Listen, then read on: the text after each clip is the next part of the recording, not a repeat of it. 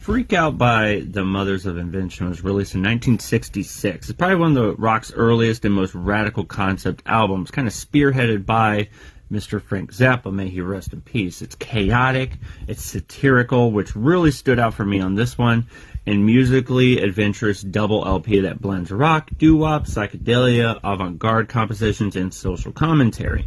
So musically, it's, garage rock and R&B foundations. It started that, kind of sounds like the sort of conventional 60s rock album with songs like, Hungry Freaks Daddy and Ain't Got No Heart, kind of echoes that sort of doo-wop, surfer rock, and early R&B.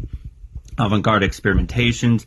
By side 3 and 4, the record gets increasingly experimental. Think, musique concrete, tape manipulation, and free-form jazz with songs like Help I'm a Rock and the return of the Son of Monster Magnet.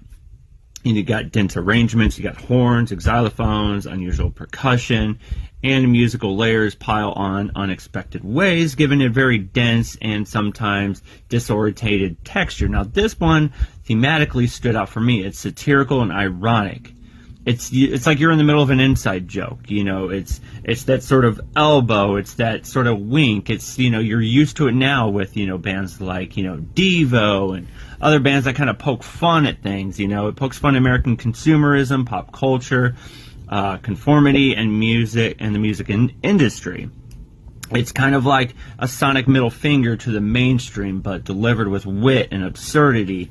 Subversive humor, tracks like Who Are the Brain Police, and, are creepy and dystopian, while others are just outright goofy and sarcastic. That's what I loved about this album. It really stood out that way. Influences somewhere linked between sort of Rubber Soul and Sgt. Pepper, except, the Freak Out's more anti-establishment, less polished. You got some proto-punk, you got some proto-psychedelic manifesto disguised in sort of a freaky variety show. It's perfect for experimental rock, and if you're a fan of that sort of Captain Beefheart, early Pink Floyd, or later period Zappa, check this album out if you haven't. Let me know what you think. It's a fun listen, dude. Just check it out. Let me know.